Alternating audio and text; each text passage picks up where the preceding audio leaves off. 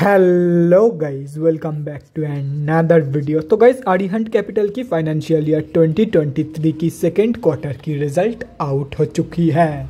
तो गाइस, इस वीडियो में हम लोग यही देखेंगे कि कंपनी ने सितंबर 2022 की क्वार्टर में कैसी परफॉर्म की है, क्या क्या पॉइंट्स इंप्रूव हुई है एंड कहाँ कहाँ पे कंपनी ने डिटोरिएट की है, और कंपनी की फंडामेंटल्स भी चेक करेंगे और समझेंगे कि क्या ये कंपनी पैसे लगाने लायक है या नहीं।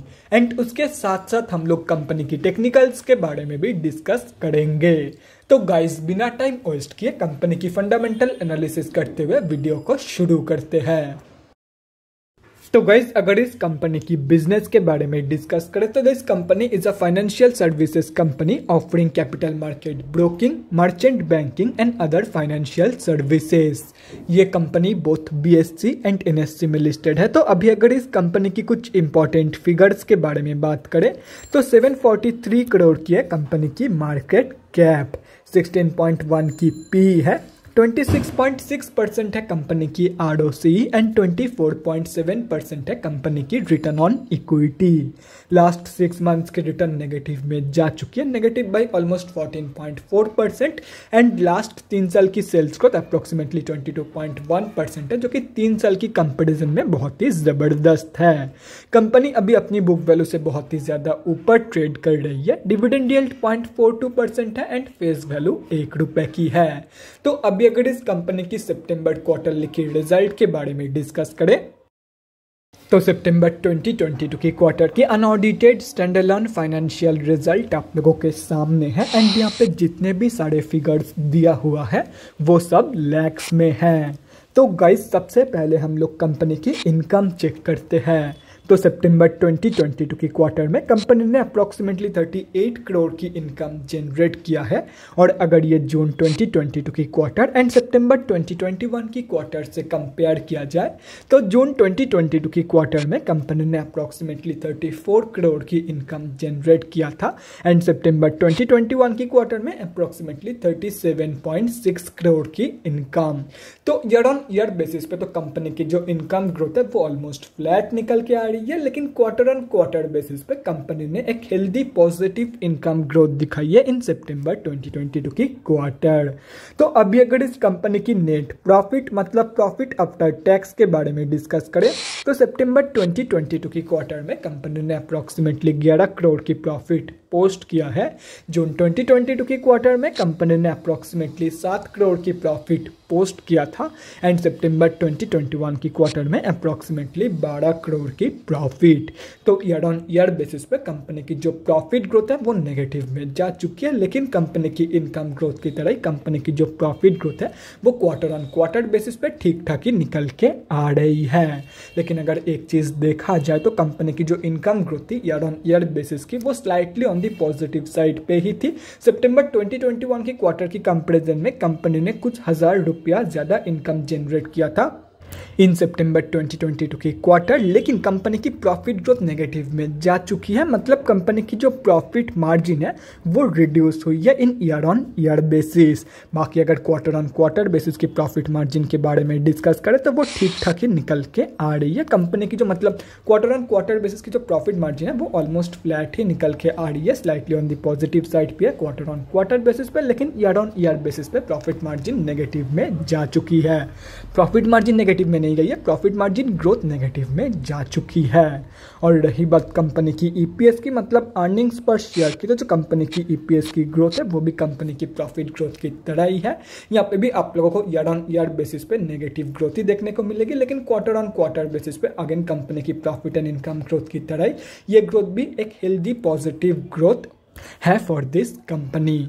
तो अगर ओवरऑल देखा जाए तो सितंबर 2022 की क्वार्टर में कंपनी ने सिर्फ और सिर्फ 3 जगह पे ही नेगेटिव ग्रोथ दिखाई है एंड वो तीनों के तीनों ही ईयर ऑन ईयर कंपैरिजन के अंदर ही आती है। तो ईयर ऑन ईयर कंपैरिजन में कंपनी की profit margin growth, profit growth and company की ईपीएस ग्रोथ नेगेटिव में जा चुकी है। बाकी हर एक जगह पे कंपनी ने कम या ज़्यादा पॉजिटिव ग्रोथ ही दिखाई है। तो ओवरऑल जो रिजल्ट है सितंबर क्वार्टर की वो ठीक ठाक ही निकल के आई है, ना ही बढ़िया ना ही बेकार।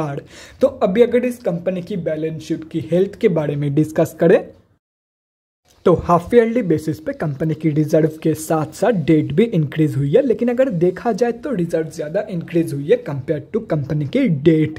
मतलब बैलेंस शीट की हेल्थ इंप्रूव हुई है on half yearly basis. And अगर ओवरऑल भी देखा जाए तो कंपनी की डेट की कंपैरिजन में डबल से भी ज़्यादा की पॉजिटिव रिजर्व मौजूद है कंपनी के पास। तो ओवरऑल जो बैलेंस शीट की हेल्थ है वो भी बहुत ही बढ़िया निकल के आ रही है। और रही बात कंपनी की कैश फ्लोज की, तो कंपनी की जो कैश फ्लोज की कंडीशन है वो भी इंप्रूव हुई है इन फाइनेंशियल ईयर 2022। FY 2021 में कंपनी के पास नेगेटिव 28 करोड़ की कैश फ्लोज मौजूद थी, जो कि अभी इंप्रूव होकर पॉजिटिव 13 करोड़ की हो चुकी है। तो ओवरऑल कैश फ्लोज की जो कंडीशन है वो बैलेंस शीट की तरह ही बहुत ही बढ़िया निकल के आ रही है। तो अभी अगर इस कंपनी की शेयर होल्डिंग पैटर्न के बारे में डिस्कस करें तो सितंबर क्वार्टरली की शेयर होल्डिंग पैटर्न आप लोगों के सामने है। तो सितंबर की क्वार्टर में प्रमोटर्स ने सेलिंग करी है एंड FIIs ने बाइंग। एंड अगर पब्लिक में देखा जाए तो गाइस यहाँ पे आप लोग देख सकते हो कि पब्लिक में दो बड़े रिटेलर की होल्डिंग है। एंड अगर ये दोनों कैलकुलेट करते हो तो इस कंपनी में हम अब जैसे छोटे मोटे रिटेलर की जो होल्डिंग है वो अप्रोक्सीमेटली 20.38% के आसपास निकल के आ रही है। तो गाइस अभी कंक्लूजन पे आते हैं कि क्या आप लोगों को इस कंपनी में पैसा लगाना चाहिए या नहीं। तो देखो गाइस, कंपनी की ग्रोथ बहुत ही बढ़िया है। सितंबर क्वार्टर में भी कंपनी ने ठीक ठाक परफॉर्मेंस दिखाई है एंड कंपनी फंडामेंटली भी स्टेबल है। तो आप लोग डेफिनेटली इस कंपनी में पोजीशन प्लानिंग कंसिडर करके चल सकते हो for both short term and long term. तो गाइस अभी अगर इस कंपनी की टेक्निकल्स के बारे में डिस्कस करें तो यहाँ पे हम लोग आ चुके हैं NSE के डेली चार्ट पे। तो गाइस सबसे पहले हम लोग ये समझते हैं कि कंपनी में अभी चल क्या रहा है। तो गाइस कंपनी अभी अपनी 200 की मूविंग एवरेज से स्लाइटली नीचे ट्रेड कर रही है। मतलब कंपनी अभी ऑफिशियली तो डाउन ट्रेंड में है। एंड अगर देखा जाए तो ये कंपनी पिछले ऑलमोस्ट 5-6 महीनों से एक ही रेंज के अंदर कंसोलिडेट भी कर रही है। तो ऐसे में जिनकी भी होल्डिंग इस कंपनी में ऑलरेडी है उन लोगों को मैं यही सजेस्ट करूंगा कि आप लोग सिंपली एक ऊपर के प्राइस पॉइंट देख के इस कंपनी से एग्जिट कर लो। बाकी अगर आप लोग फिर भी होल्ड करके रखना चाहते हो तो अप्रोक्सीमेटली 55 रुपीज से लेकर 57 रुपीज के बीच में एक स्टॉप लॉस लगा के रख दो। क्योंकि अगर कंपनी की ये जो कंसोलिडेशन जोन है या तो फिर ये जो रेक्टेंगल पैटर्न है, अगर इस रेक्टेंगल पैटर्न की ब्रेकआउट बाई चांस नीचे की तरफ हो जाती है तो आप लोगों का स्टॉप लॉस हिट हो जाएगा एंड आप लोग ज्यादा लॉस होने के हाथ से बच जाओगे।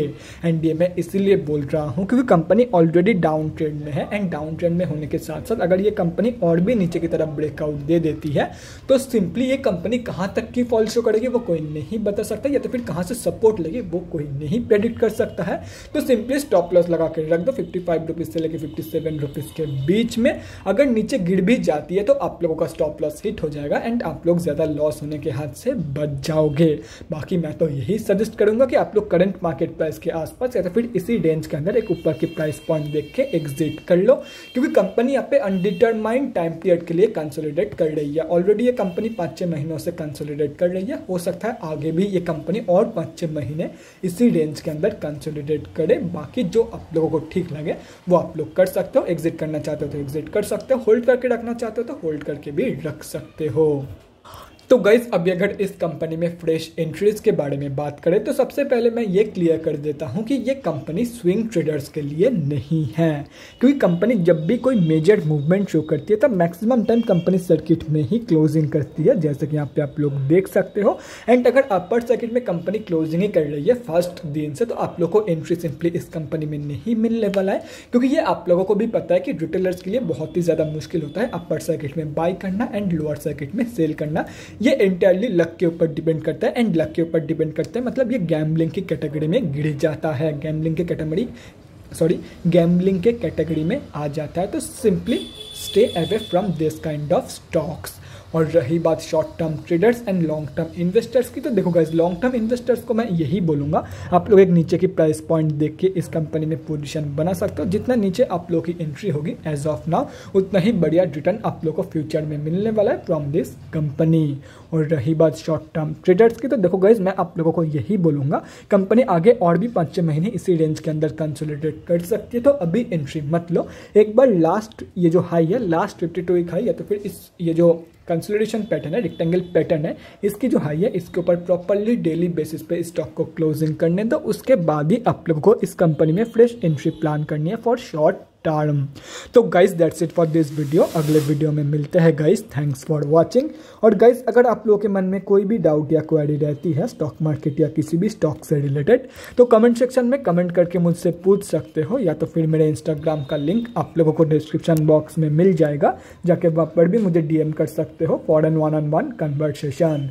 Thanks again for watching guys, bye guys, and definitely guys stay safe.